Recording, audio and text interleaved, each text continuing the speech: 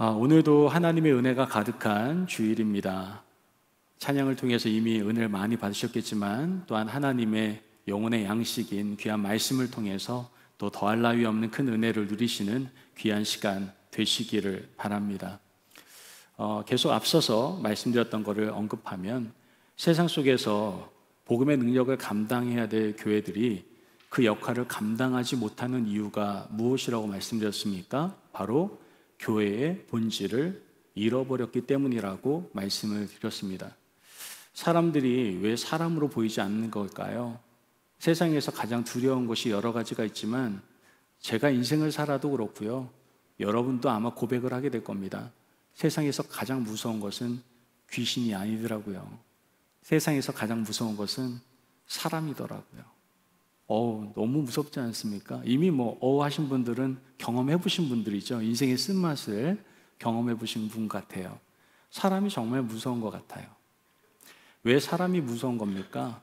다른 것이 아닙니다. 사람이 사람답지 않기 때문에 무서운 겁니다. 사람은 하나님의 형상대로 지음받았습니다. 그 하나님의 형상대로 살아간다면 사람의 존재는 무서움과 두려움의 존재가 아니라 사랑스러움과 또한 축복의 존재다라는 것을 우리는 알 수가 있게 됩니다. 즉, 본질을 잃어버릴 때 이마만큼 무섭게 추락할 수밖에 없다라는 것을 보여주고 있는 것이죠. 교회도 마찬가지입니다.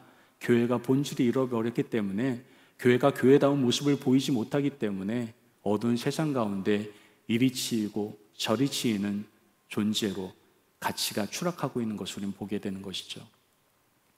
우리가 교회다운 교회가 되기 위해서 우리는 어떤 교회를 지금 살펴보고 있습니까? 초대교회를 함께 살펴보고 있습니다.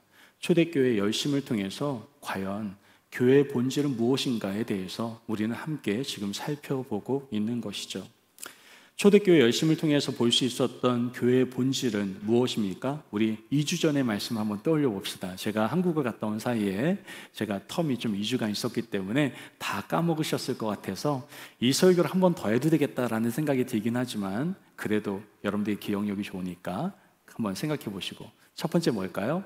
바로 영혼의 양식인 말씀의 가르침을 받아야 된다라고 말씀을 드렸습니다. 여러분, 교회의 본질은요, 말씀 회복입니다.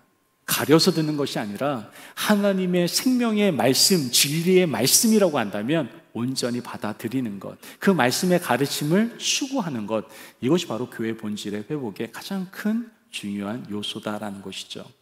또한 복음을 위해서 주어진 사명을 위해서 어떻게 해야 된다고요? 모이기에 힘써야 된다라고 말씀을 드렸습니다.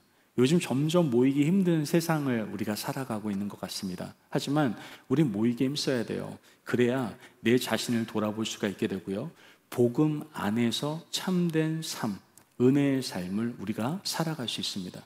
여러분들 모이는 곳 대부분이 다 세상 아닙니까? 거기에서 무슨 좋은 말이 나오겠습니까? 서로 비교하고 또한 서로 질투하고 미워하고 시기하는 모습들이 너무나 많지 않습니까?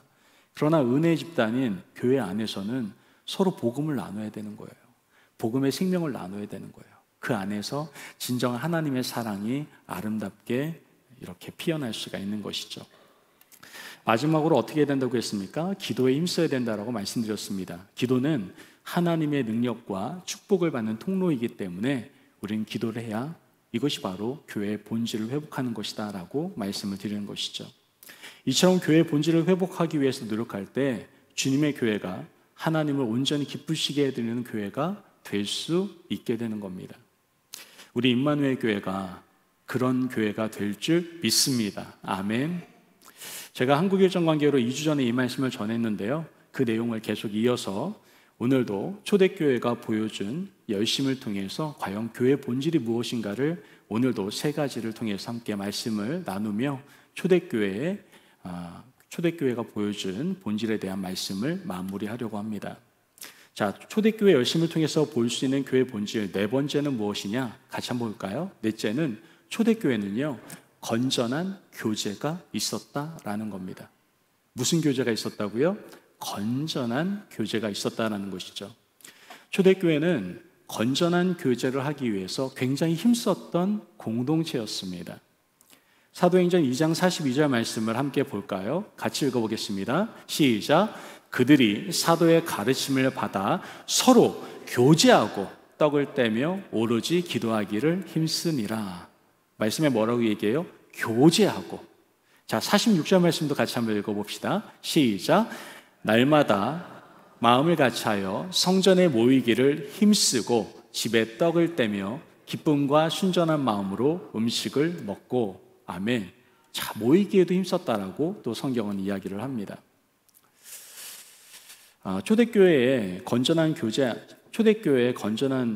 교제 안에는 세상에서 이루어지는 교제처럼 그런 교제, 주고받는 기브 앤 테이크 이런 것이 아니었습니다. 이런 계산적인 교제가 아니었다라는 거예요. 자신의 개인의 유불리에 따른 그러한 교제가 아니었습니다. 초대교회 교제 안에는 은혜, 그리고 사랑, 그리고 희생이라는 것이 존재하고 있었다라는 것이죠. 초대교회 안에 이루어졌던 교제 내용을 오늘 구체적으로 좀 살펴보면요, 먼저 서로 나누고 도우는 교제였다라는 것을 성경은 우리에게 증거하고 있습니다. 사도행전 2장 44절에서 45절 말씀을 같이 한번 보도록 합니다. 44절에서 45절 말씀입니다. 같이 한번 읽어볼까요? 44절에 45절 말씀. 믿는 사람이 다 함께 있어 모든 물건을 서로 통용하고 또 재산과 소유를 팔아 각 사람의 필요를 따라 나눠주며. 자, 초대교회 교제는요, 말로만 하는 교제가 아니었다라는 거예요. 진정한 마음을 나누고 또한 도우는 그러한 교제였다라고 성경은 우리에게 증거하고 있는 겁니다. 자신의 물질을 나누고 필요에 따라서 서로 도우는 아름다운 교제가 바로 이 초대교회 가운데 있었다라는 것이죠. 여러분, 이러한 모습은 이미 예수님께서 보여주신 모습입니다. 교회의 머리셨던 예수님께서 보여주신 모습이 바로 이러한 모습이었다라는 것이죠. 자신 스스로를 내어주시고 나누시고 늘 도우시기에 힘썼던 그분이 바로 예수 그리스도십니다. 우리에게 내어주시기 위해서, 그 사랑을 나타내 주시기 위해서 십자가에 못 박혀 돌아가시고, 우리는 그 놀라운 나눔의, 그 도움의 사랑을 경험하며 그것을 함께 묵상하는 시간이 바로 이 사순절 기간 아니겠습니까? 예수님께서 먼저 우리에게 나눔과 도움의 손길을 보여주셨다라는 것이죠. 누가복음 10장 25절에서 37절 말씀을 보면 사마리아인의 비유가 나오는 것을 우리 너무나 잘 알고 있습니다. 여기서 진정한 교제란 이런 것이다. 여기서 친구로 표현하고 이웃으로 표현하고 있는데, 쉽게 얘기해서 진정한 교제는 이런 것이다라는 것을 예수님께서 우리에게 말씀해 주십니다. 잘 아는 말씀이죠. 예루살렘에서 여리고로 가던 중에 어떤 한 사람이 강도를 만나게 됩니다. 성경을 보면 거반 죽게 되었더라고 얘기를 하더라고요. 거의 맞아서 뺏기고 거의 그지꼴이 된 것 같아요. 그런 어려움을 당한 상황 가운데에서 세 종류의 사람이 지나갑니다. 첫 번째 사람은 제사장이었고 두 번째 사람은 레위인이었습니다. 제사장과 레위인은 하나님을 분명 아는 사람들이었습니다. 그러나 그 사람들은 어떻게 합니까? 헐벗고 힘든 고통과 어려움을 당한 사람을 보고 그냥 지나가게 됩니다. 전혀 돕지를 않았죠. 그러나 어떤 사마리아인이 그를 불쌍히 여겨서 돕게 되는 것을 우리는 성경을 통해서 보게 됩니다. 이 비유를 말씀하시고 예수님께서는 이렇게 질문을 하시죠. 진정한 이웃이 된 자는 누구냐? 쉽게 얘기해서 진짜 건전한 교제, 진정한 교제를 나눈 사람은 누구겠느냐라고 질문하시는 것이다 라고 우리는 한번 생각해 볼 수 있습니다. 우리 주위에는 수많은 교제들이 있을 겁니다. 여러분 가운데도 수많은 교제가 있지 않습니까? 학원에서든 직장에서든 학교에서든 가정에서든 여러분들 수많은 교제가 있을 겁니다. 교회 안에서도 여러분 교제가 있을 겁니다. 그러나 진정한 교제를 하는, 진정한 이웃이 되어주는 경우는 극히 드물다라는 것이 우리의 마음을 너무나 아프게 한다라는 것이죠. 함께 신앙 공동체 안에서, 교회 안에서 믿음 생활을 한다고 하지만 진정한 교제를 누리는 사람은 너무나도 생각보다 적다라는 겁니다. 신앙생활하는 많은 분들 가운데에서 이런 고백을 하는 분들을 종종 경험하게 됩니다. 내가 신앙생활 참 오래 했는데 이상하게도 아직도 진정성 있게 자신의 마음을 다 표현하면서 교제하는 사람은 그렇게 많지 않다고. 여러분, 정말 진정한 교제를 많이 하는 사람이 축복받은 사람들입니다. 그런데 그런 교제를 생각보다 많이 하지 못합니다. 여러분 스스로에게 한번 질문을 던져보시기를 바라요. 나는 지금 진정한 교제를 나누고 있는가? 여러분 정말 진정한 교제를 나누고 있습니까? 세상에서 또한 교회 안에서도 여러분 진정한 교제를 과연 나누고 있습니까? 아니면 형식적으로 잘 지냈어? 그래 잘 지냈어. 그래 어떻게 먹고 살았어? 이렇게 먹고 살았어. 야 오늘 보기 좋다.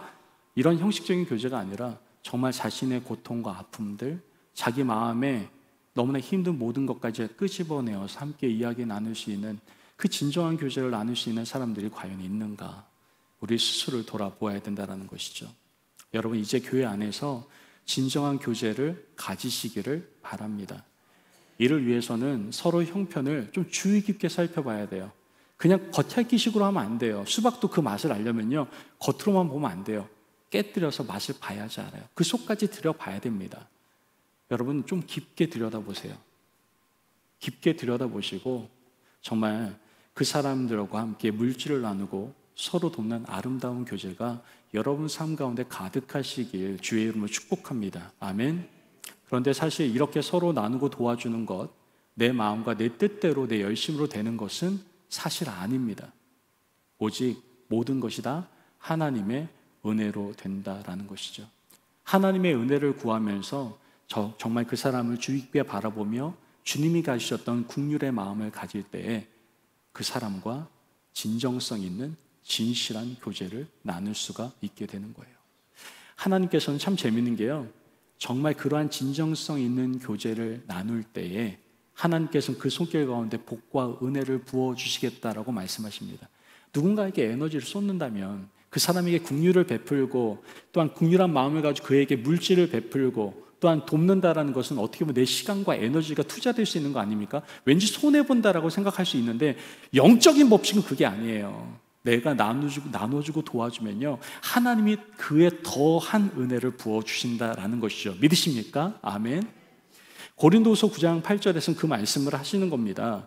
같이 한번 읽어봅시다. 시작.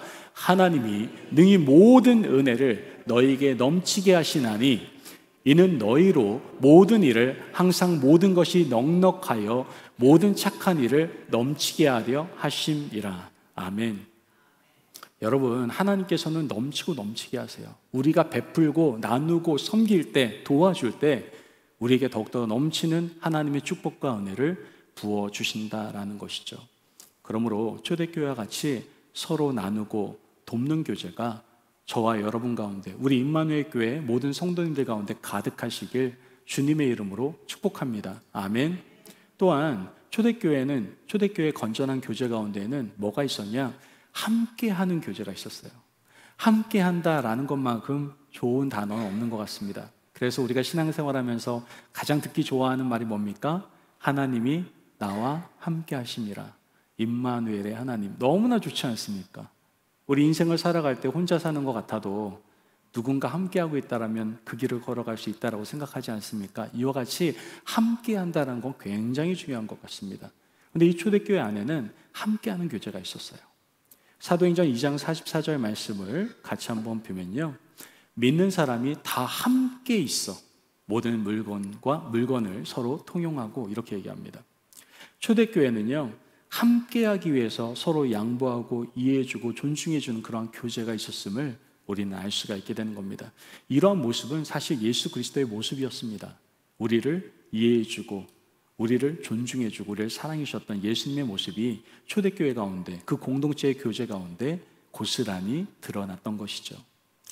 이러한 교제 속에서 복음의 능력이 나타나게 될 수 있었던 겁니다.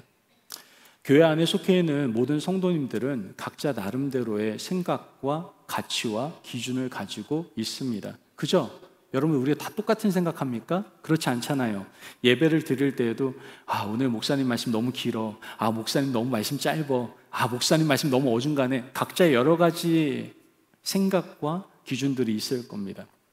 이러한 다름의 생각들은 무조건 잘못되었다라고 나쁘다라고 말할 수는 없습니다. 오히려 여러 가지의 생각들이 주님께서 원하시는 교회로 성장하게 하는데 도움을 줄 수가 있어요. 그래서 여러 가지 의견과 생각이라는 것은 나쁜 것은 아닙니다.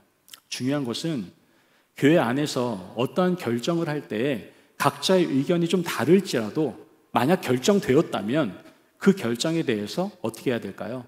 함께 하는 것이 중요하다라는 겁니다. 우리 미 연합감리 교단에는 아름다운 전통이 있었습니다. 너무나 아름다운 전통이에요. 어떤 전통이 있었냐면은 어떤 결정에 있어서 두 양 집단이 싸웁니다. 치열하게 의견이 대립되어져서 열띤 토론을 하게 됩니다. 그러다가 어떤 결정이 딱 나잖아요. 그러면 그 결정에 대해서 존중을 해줍니다. 박수를 쳐줘요. 그리고 그 결정을 이루어가기 위해서 함께 어우러져서 그 일을 이루어 나가기 시작합니다. 이게 바로 저희가 섬기고 있는 미 연합감리교회 교단의 정치 체제고 또한 문화였습니다. 안타까운 것은 그러한 모습이 점점 상실되어져 가는 것 같습니다. 이런 문화는 미국 문화라고도 하더라고요. 그런데 이런 모습이 점점 상실되어 갑니다. 결정이 나면 서로 함께 그 방향대로 가는 것이 아니라 내 의견 다른 모습대로 결정 났어? 어디 잘 되나 한번 보자. 내가 어떻게 되는지 한번 볼 거야. 비판의 눈, 정죄의 눈으로 바라볼 때가 너무나 많다라는 것이죠. 함께 가지 않습니다. 결정이 났음에도 나누어진 모습, 갈려진 길로 걸어가는 것을 우리는 보게 되는 것이죠. 여러분, 그런데 중요한 것은 초대교회 안에는 하나됨의 모습이 있었다는 거예요. 어떤 한 방향이 생기면 함께하는 모습이 있었다는 것이죠.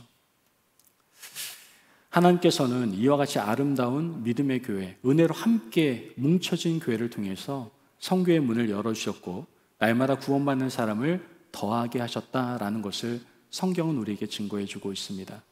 즉 함께 걸어간, 함께 한 방향으로 나아간 교제 가운데 부흥의 축복을 허락해 주셨다라는 거예요. 우리 교회도 초대교회와 같이 함께하는 교회가 되기를 간절히 소망합니다. 생각이 달라도 주님의 몸된 교회가 나아가는 방향과 함께하며 하나님의 일을 감당할 수 있는 그런 아름다운 전통을 이어가는 우리 임마누엘 교회가 되시기를 주님의 이름으로 축복합니다. 아멘. 초대교회는 이와 같이 서로 나누고 돕고 함께하는 아름다운 건전한 교제가 있었다라는 겁니다. 자, 그렇다면 다섯 번째 뭡니까? 초대교회에 뭐가 있었어요? 바로 기쁨과 찬송이 넘쳐 흘렀습니다. 초대교회에게 존재했던 것이 뭐예요? 바로 기쁨과 찬송입니다. 오늘 본문 46절에서 47절 말씀을 같이 한번 보도록 하겠습니다. 46절에서 47절 말씀 시작. 날마다 마음을 같이하여 성전에 모이기를 힘쓰고 집에서 떡을 떼며 기쁨과 순전한 마음으로 음식을 먹고 하나님을 찬미하며 또 온 백성에게 칭송을 받으니 주께서 구원받는 사람을 날마다 더하게 하시니라. 아멘. 초대교회는요, 날마다 모여서 하나님을 찬미하고 기뻐했습니다. 즉 교회는요, 어떤 곳이 되어야 되느냐? 날마다 모여 하나님을 찬미하고 기뻐하는 공동체가 되어야 된다라는 겁니다. 그런데 이렇게 찬미하고 기쁨이 넘쳐야 되는 교회가 이상하게도 근심과 걱정, 두려움이 너무나도 많습니다. 성도들의 관계 가운데에서 근심이 있고 교회의 사명을 감당하는 일을 하는 가운데에서 근심과 걱정이 있고 또한 교회 재정, 우리 교회 재정 괜찮겠어? 재정 때문에 걱정도 하고 온갖 근심이 교회 안에 존재하는 것 같습니다. 그런데 여러분들, 우리 정말 하나님께서 원하시는 교회는요, 하나님을 찬미하고 그로 인하여 기뻐하는 아름다운 공동체가 되어야 됩니다. 사실 우리가 사람이라고 한다면 근심과 걱정, 염려 당연히 가지고 있을 수밖에 없다라고 생각할 수 있습니다. 하지만 여기서 우리가 중요한 영적 사실을 아셔야 됩니다. 그건 뭐냐면은 근심, 걱정, 염려는 누구의 걸까요? 하나님의 것이 아니에요. 마귀, 사탄의 거예요. 그래서 염려와 걱정, 두려움은 불신앙이라고 표현하고 있어요, 성경은요. 사탄의 것입니다. 그리고 반대로 기쁨은 누구의 것일까요? 하나님께서 교회에게 주신 최고의 선물이다라는 것을 우리는 알 수가 있게 됩니다. 여러분, 우리는 남녀노소 상관없이 분명 누구나 생을 맞이하게 되겠죠. 여기서 영원히 살 것이다라고 생각하는 분 계십니까? 아무도 안 계실 거예요. 믿는 사람인 저와 여러분 모두 다 분명 천국에 가게 될 겁니다. 그런데 천국에 가면 설교도 없고요, 기도도 없고요, 믿음도 없고 능력도 다 필요 없습니다. 그 천국에 가면 딱 두 가지만 있어요. 기쁨의 찬양. 그거밖에 없어요. 천국에는 기쁨의 찬양밖에 없다라고 얘기합니다. 그래서 저도 참 고민입니다. 천국 가면 전 설교할 일이 없잖아요. 그래서 요즘 제가 열심히 찬양을 하는 것 같아요. 예. 여러분 천국 가면은 아무것도 없어요. 찬양밖에 없어요. 새 찬송가 258장, 옛날 찬송가로 190장인데요. 5절 가사를 보면 이렇게 나옵니다. 제가 한번 불러드릴까요? 이후에 천국 올라가 더 좋은 서존. 아니 이거 아닌데요. 죄송합니다. 제가 이거 여러 번 반복을 했었는데 음을 또 틀렸네요. 예, 샘물과 같은 이후에 천국 올라가 더 좋은 노래로 날 구속하신 은혜를 늘 찬송하겠네. 늘 찬송하겠네. 늘 찬송하겠네. 날 구속하신 은혜를 늘 찬송하겠네. 아멘. 아유, 열심히 연습했는데 그 가사 또 음을 까먹었네요. 죄송합니다. 여러분, 성도의 입술과 성도의 가정, 교회 가운데 늘 있어야 될 것은 바로 찬송입니다. 특별히 우리 교회 가운데 찬송이 흘러 넘쳐야 되는 이유는 바로 하나님께서 찬송 중에 거하신다라고 말씀하셨기 때문에 그래요. 시편 22편 3절 말씀을 보면 이스라엘의 찬송 중에 계시는 주여. 어디요? 찬송 중에 계신다라고 분명히 우리에게 말씀하고 계십니다. 하나님께서는 항상 찬송의 제사를 하나님께 드리라고 믿음의 사람들, 하나님의 자녀들에게 권면하고 계십니다. 그래서 히브리서 13장 15절에는 이렇게 얘기하는 겁니다. 그러므로 우리는 예수로 말미암아 항상 찬송의 제사를 하나님께 드리자. 이는 그 이름을 증언하는 입술의 열매니라. 아멘. 하나님의 이름을 증언하는 입술의 열매가 바로 찬송의 제사라고 말씀하고 있는 겁니다. 그러므로 하나님의 아름다운 이름을 날마다 증언하기 위하여 찬송하시고 하나님으로 인하여 날마다 기뻐할 수 있는 우리 임마누엘 교회가 되기를 주의 이름으로 축복합니다. 아멘. 마지막으로 6번째 뭡니까? 초대교회의 특징이 뭐예요? 바로 전도에 힘썼습니다. 전도에 힘썼어요. 초대교회는. 이쯤 되면 떠오를 때도 됐는데, 초대교회는 전도에 힘썼습니다. 초대교회는 사람들이 한 영혼을 사랑하기에 전도하는 일을 쉬지 않았습니다. 사도행전 2장 14절에서 42절까지의 말씀은 베드로 사도가 전도를 했던 내용들을 다루고 있습니다. 특별히 사도행전 5장 42절 말씀을 같이 한번 보면요. 같이 읽어볼까요? 시작. 그들이 날마다 성전에 있든지 집에 있든지 예수는 그리스도라고 가르치기와 전도하기를 그치지 아니하니라. 아멘. 여러분, 교회가 어디입니까? 무엇입니까? 예수를 믿는 사람들의 모임이라고 분명히 말씀을 드렸습니다. 예수님을 믿게 된 엄청난 은혜를 우리가 받았다면 우리는 은혜 받은 자로서 열매가 나타나기 위해서 담대하게 예수님을 전할 수 있는 사람들이 되어야 됩니다. 우리가 예수님으로 인하여 이전과 전혀 다른 은혜의 삶을 누리고 있다라고 확실하고 분명한 고백을 할 수 있다라고 한다면 그것은 바로 예수님을 전하는 겁니다. 우리는 성경을 통해서 하나님께서 가장 기뻐하시는 소원이 있는데 그 소원이 바로 전도이며 또한 예수님께서 이 땅에서 하늘나라로 올라가실 때 우리에게 분명히 하신 보편적인 명령이 있는데 그것이 바로 전도다라는 것을 우리는 너무나 잘 알고 있습니다. 만약 우리가 만약 전도하지 않고 있다면 또한 전도에 관심이 없다면 그것은 예수님에 대한 관심이 없다라는 증거일 수 있습니다. 그러나 반대로 우리가 하나님의 소원인 전도에 힘쓸 때 하나님께서는 이 세상에서 가장 아름다운 인생으로 우리를 빛나게 하시겠다라고 약속해 주셨습니다. 다니엘서 12장 3절 말씀을 보면 지혜 있는 자는 궁창의 빛과 같이 빛날 것이요 많은 사람을 옳은 대로 돌아오게 한 자는 별과 같이 영원토록 빛나리라. 아멘. 그러므로 여러분, 우리의 삶의 모든 초점은 어디에 있어야 됩니까? 전도에 있어야 됩니다. 직장에 있든 학교에 있든 집에 있든 어디 있든지 전도하기에 더욱더 힘쓰는 하나님의 관심, 하나님의 소원인 전도에 더욱더 힘을 기울일 수 있는 우리 임마누엘 교회가 되기를 주님의 이름으로 축복합니다. 아멘. 오늘 말씀을 통해서 초대교회 열심을 통해 살펴본 교회의 본질은 무엇입니까? 먼저 서로 나누고 도우는 교제가 있었다라는 겁니다.